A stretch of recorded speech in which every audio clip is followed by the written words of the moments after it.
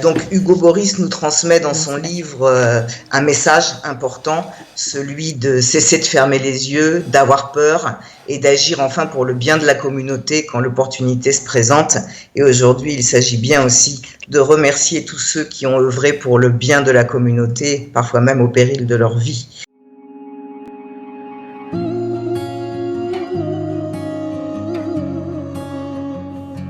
Bonjour Nathalie.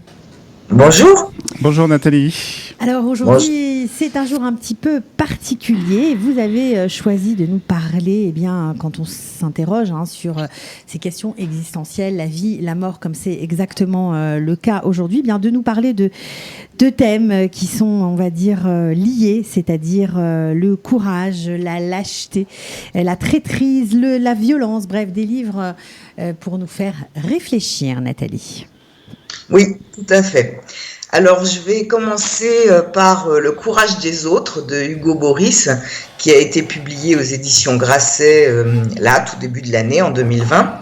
Et la presse et les libraires sont unanimes. Je signale l'excellent article d'Alexandra Schwarzbord dans Libération du 8 janvier. Alors Hugo Boris est écrivain et ceinture noire de karaté. On se souvient de son magnifique roman Police, publié chez Grasset en 2016, qui a fait l'objet d'une adaptation cinématographique et qui déjà à l'époque interrogeait cette thématique du courage et de la lâcheté de l'individu. Donc, en cette rentrée littéraire d'hiver, Hugo Boris tente d'explorer les réactions des hommes à des formes différentes de violence.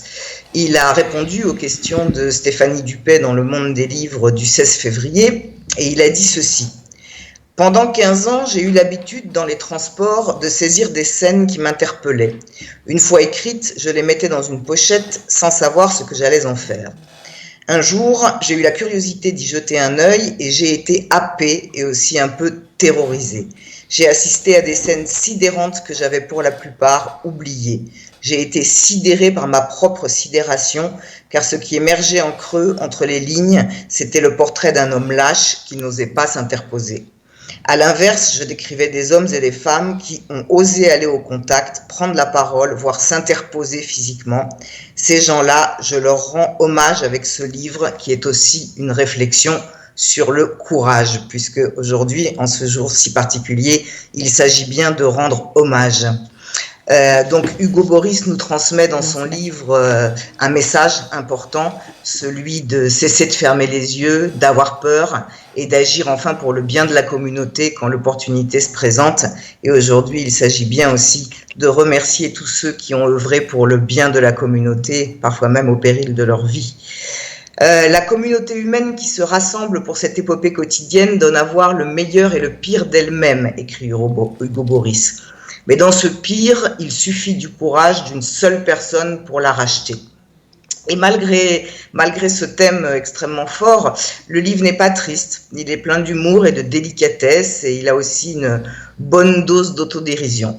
Donc je partage pleinement l'avis d'Alexandra Schwarzbord lorsqu'elle qualifie ce livre de petit bijou de littérature. Et j'aime beaucoup sa forme originale. C'est un recueil de textes de différentes longueurs, de 3 lignes à 6 pages, qui racontent des scénettes de vie dans les trains de banlieue et qui parlent autant de l'auteur que de chacun d'entre nous, de nos courages et de nos lâchetés. Très bien, c'est intéressant en tout cas que ce genre de livre soit non pas publié, c'est normal qu'il soit publié, mais qui remporte en France un grand succès. Ça veut peut-être dire quelque chose aussi sur la société française actuelle. Oui, ça veut peut-être dire qu'il y a aussi une forte prise de conscience en ces moments particulièrement compliqués que la solidarité c'est la valeur numéro 1, le courage et œuvrer au service de la communauté. Je pense que ce sont des thèmes c'est plutôt rassurant. Qui touchent plus les gens peut-être que dans d'autres périodes de notre histoire. Tout à fait. Alors le deuxième livre que j'ai choisi, c'est Le monde n'existe pas de Fabrice Imbert, qui a également été publié en tout début d'année chez Gallimard. Et là encore, les libraires et les journalistes craquent pour ce polar d'inspiration baroque, un grand livre de l'illusion, un roman virtuose qui fait sauter la frontière entre fiction et réalité.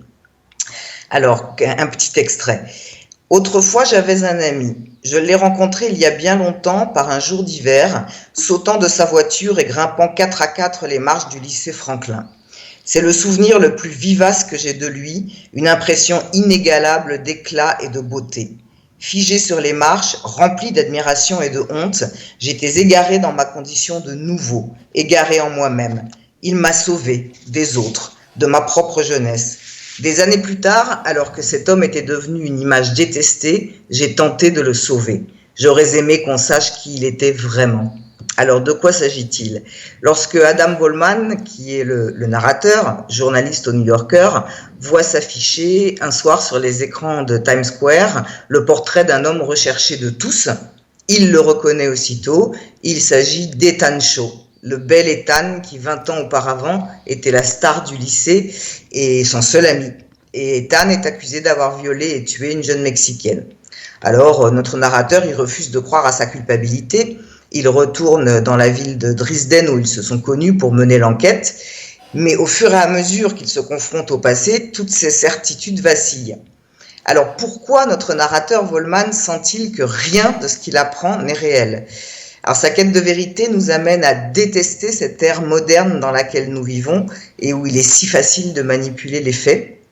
Et même le récit, qui est un peu décousu, participe à cette tromperie palpable dans tout le roman. Alors, le monde n'existe pas interroge beaucoup notre société aveuglée par le mensonge, dans laquelle réalité et fiction ne font qu'un. Et le narrateur conclut comme ceci: « Je prétends que tout ce que nous vivons est un livre et un film. » Donc évidemment que ce livre n'est pas anodin, le choix de ce livre de ma part n'est pas anodin, puisqu'après la tragédie, la pandémie que nous vivons, il est plus que question que le monde que nous allons retrouver ne soit plus exactement celui d'avant. Et beaucoup de personnes s'interrogent là-dessus en ce moment et espérons que nous irons vers un monde vraiment meilleur. Eh ben, on va l'espérer. Voilà, c'est des souhaits qu'on souhaite à tout le monde. Voilà. On espère que ce ne sont pas des vœux pieux, mais voilà, certains craignent que ça redémarre de plus belle après. Il ne faut pas que je fasse ma pessimiste ce matin. Bon, c'est un peu compliqué avec la journée que nous avons aujourd'hui, mais on va essayer. Mais nous leur devons aussi à tous ceux que nous célébrons et auxquels nous rendons hommage aujourd'hui de faire un monde meilleur. Exactement, je suis tout à fait d'accord. Merci beaucoup Nathalie. Bonne journée. Avec grand plaisir. Bonne journée.